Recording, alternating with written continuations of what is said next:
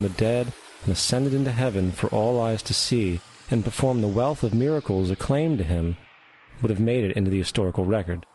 It didn't, because once the evidence is weighed, there are very high odds that the figure known as Jesus did not even exist.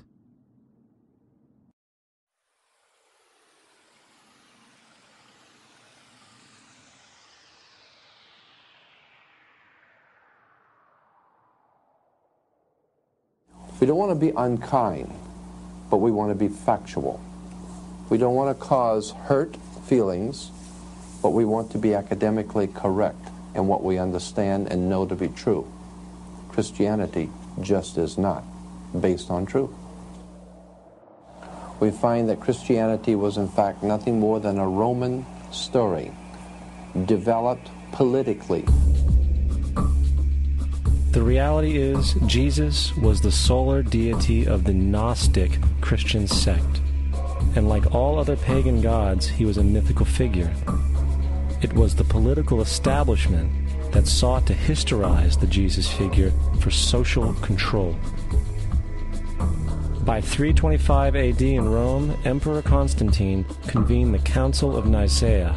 It was during this meeting that the politically motivated Christian doctrines were established, and thus began a long history of Christian bloodshed and spiritual fraud. And for the next 1600 years, the Vatican maintained a political stranglehold on all of Europe, leading to such joyous periods as the Dark Ages, along with enlightening events such as the Crusades and the Inquisition.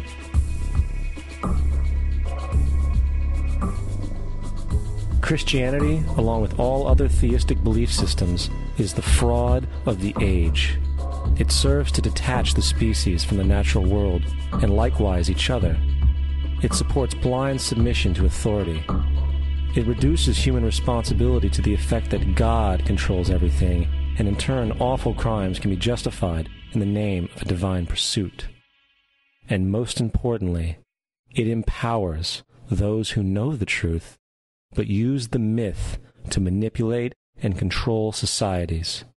The religious myth is the most powerful device ever created and serves as the psychological soil upon which other myths can flourish.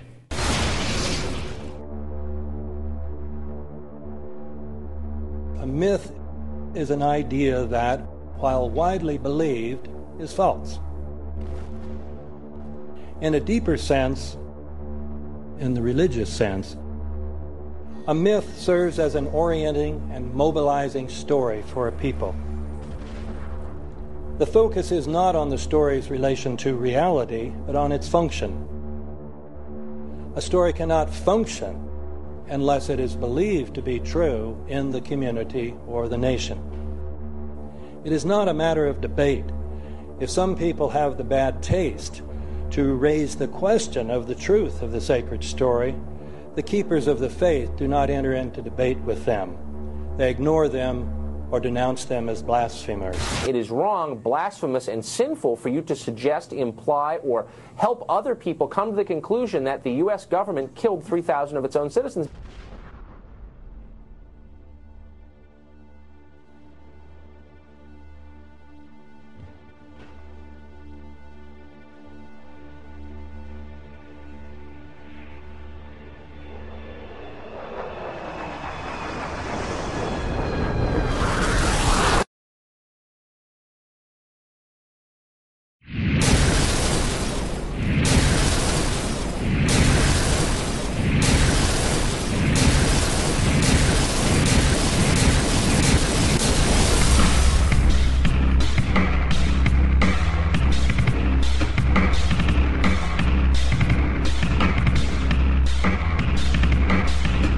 If a demolition team set off when you see the old demolitions of these old buildings. It looks like one of those scenes of an old building being purposely dynamited and blown up. Anybody who's ever watched a building being demolished on purpose knows that if you're going to do this, you have to get at the under-infrastructure of a building and bring it down. The way the structure is collapsing, this was the result of something that was planned. It's not accidental that the first tower just happened to collapse and then the second tower just happened to collapse in exactly the same way. How they accomplished this, we don't know. The building collapsed to dust. you don't find a desk. You don't find a chair. You don't find a telephone, a computer. The biggest piece of a telephone I found was half of the keypad, and it was about this big. What happened to the concrete? The concrete was pulverized from river to river. There was dust powder 2-3 inches thick. The concrete was just pulverized. Reminiscing of those pictures we've all seen too much on television before, when a building was deliberately destroyed by well-placed dynamite to knock it down. If they had detonated, they were planned to take down a building. I heard a second explosion. There was a heavy-duty explosion. Then there was some secondary explosions and then the subsequent collapses. An explosion blew and it knocked everybody over. To me, it sounded like an explosion. It sounded like gunfire. Bang, bang, bang, bang, bang. And then all of a sudden, 3 big explosions. We heard a big explosion coming down. And then the entire top of the building just blew up. We saw some kind of explosion. By the force of the explosions. Big explosion. Blew us back into the 8th floor. Then we get to the lobby. This is a big explosion. The lobby looked as though a bomb had exploded there. A huge explosion now raining debris. It's been a huge explosion. Huge explosion that we all heard and felt. We just witnessed some kind of follow-up explosion. We heard a very loud blast explosion. A secondary explosion at Tower 1 camp. That is another bomb going off. He thinks that there were actually devices that were planted in the building. Planted in the building.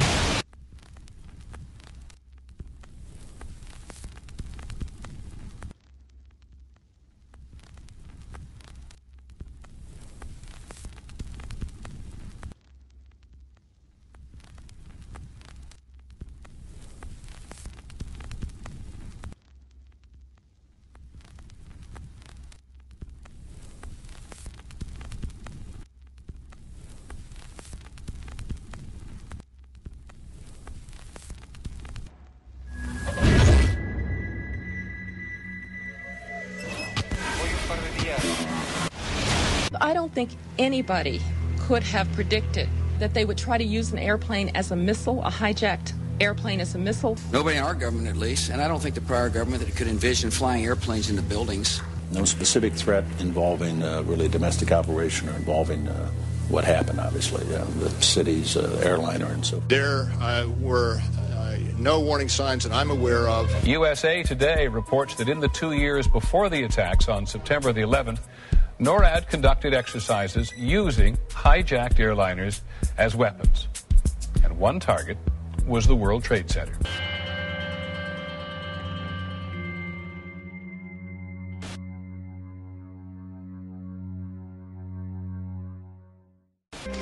In confidential documents from the Philippines obtained by CNN, the plan was clear. He will board any American commercial aircraft, control its cockpit, and dive it at the CIA headquarters. Other buildings targeted the Pentagon and the World Trade Center. Security in counterterrorism was blinking red, in the words of George Tenet, that the warnings of an imminent attack were so severe that something dramatic should have been done. It was unparalleled. Instead, our president went on a month-long vacation.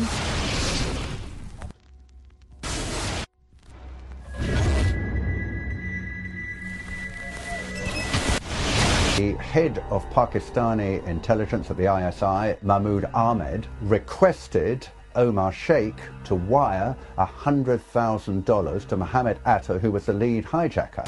Hijacker Mohammed Atta received wire transfers via Pakistan. The man sending the money to Atta is believed to be Ahmed Umar Saeed Sheikh. Omar Sheikh admitted he was supported by the Pakistan government's intelligence service, the ISI.